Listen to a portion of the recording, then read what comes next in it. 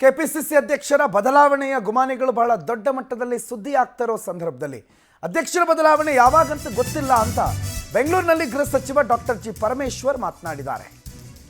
KPCC ಅಧ್ಯಕ್ಷರ ಬದಲಾವಣೆ ಅದು ಆಗುತ್ತಾ ಇಲ್ಲೋ ಗೊತ್ತಿಲ್ಲ, ಅದು ಯಾವಾಗೋ ಗೊತ್ತಿಲ್ಲ, ಅದೆಲ್ಲ ಹೈಕಮಾಂಡ್ ತೀರ್ಮಾನ ಅಂತ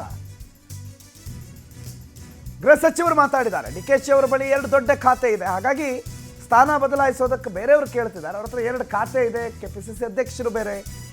ನಾನು ಅಧ್ಯಕ್ಷ ಆಗಿದ್ದಾಗಲೂ ಬದಲಾಯಿಸಿ ಅಂತ ಹೇಳಿದ್ರು. ಆಗ ನಾನು ಸಚಿವ ಸ್ಥಾನಕ್ಕೆ ರಾಜೀನಾಮೆ ಕೊಟ್ಟು ನಾನು ಕೆಪಿಸಿಸಿ ಅಧ್ಯಕ್ಷನಾಗಿ ಮುಂದುವರೆದಿದ್ದೆ, ಅಧ್ಯಕ್ಷನ ಸ್ಥಾನವನ್ನು ಆಯ್ಕೆ ಮಾಡಿಕೊಂಡಿದ್ದೆ. ನನಗೂ ಅಂಥ ಪರಿಸ್ಥಿತಿ ಬಂತು, ಈಗಲೂ ಅದನ್ನೇ ಬಯಸ್ತಿದ್ದಾರೆ, ಅವರಿಗೂ ಒತ್ತಡ ಇರುತ್ತಲ್ವಾ ಅಂತ ಮಾತಾಡಿದ್ದಾರೆ ಗೃಹ ಸಚಿವರು.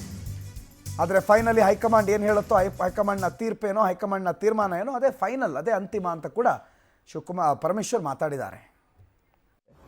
ಇಲ್ಲ, ನನಗೆ ಗೊತ್ತಿಲ್ಲ ಅದು ಅವರೇನು ಆ ಸಂದರ್ಭದಲ್ಲಿ ಹೇಳಿದರು ಅಂಥೇಳಿ ನಾನು ಅವರು ಹೇಳಿದ್ದ ಹೇಳಿಕೆಯನ್ನು ನೋಡಿದೆ. ನಮಗೇನು ಗೊತ್ತಿಲ್ಲ ಅದು. ಸ್ವಾಭಾವಿಕವಾಗಿ ಅವರು ಅಧ್ಯಕ್ಷರಿದ್ದಾರೆ ಮತ್ತು 2 ಭಾಳ ದೊಡ್ಡ ಖಾತೆಗಳಿದ್ದಾವೆ, ಅದಕ್ಕೋಸ್ಕರ ಅವರಿಗೆ ಬದಲಾಯಿಸಿ ಬೇರೆಯವ್ರನ್ನ ಮಾಡಬೇಕು ಅಂಥೇಳಿ ಕೇಳ್ತಾರೆ, ಸಹಜವಾಗಿ ಕೇಳ್ತಾರೆ. ನಾನು ಅಧ್ಯಕ್ಷ ಇರುವಾಗ ಇದೇ ಪರಿಸ್ಥಿತಿ ನನಗೂ ಬಂದಿತ್ತು. ಆಗ ನಾನು ಪಕ್ಷಕ್ಕೆ ಆ ಪ್ರಾಮುಖ್ಯತೆಯನ್ನು ಕೊಟ್ಟು ಸಚಿವ ಸ್ಥಾನಕ್ಕೆ ರಾಜೀನಾಮೆ ಕೊಟ್ಟಿದ್ದೆ.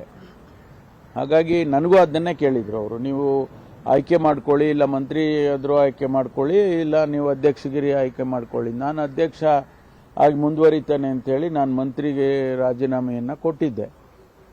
ಈಗ ಅದನ್ನೇ ಬಯಸ್ತಾರೆ, ಯಾಕೆಂದರೆ ಅವ್ರಿಗೂ ಒತ್ತಡ ಅಲ್ಲ, 2 ದೊಡ್ಡ ಖಾತೆ ಇದೆ ಮತ್ತು ಪಕ್ಷ ಸಂಘಟನೆ ಕೂಡ ಭಾಳ ದೊಡ್ಡ ಜವಾಬ್ದಾರಿ. ಅದು ತೀರ್ಮಾನ ಹೈಕಮಾಂಡ್ನವರು ಏನು ಮಾಡ್ತಾರೆ ನೋಡಬೇಕು. ಇಲ್ಲ, ನನಗೆ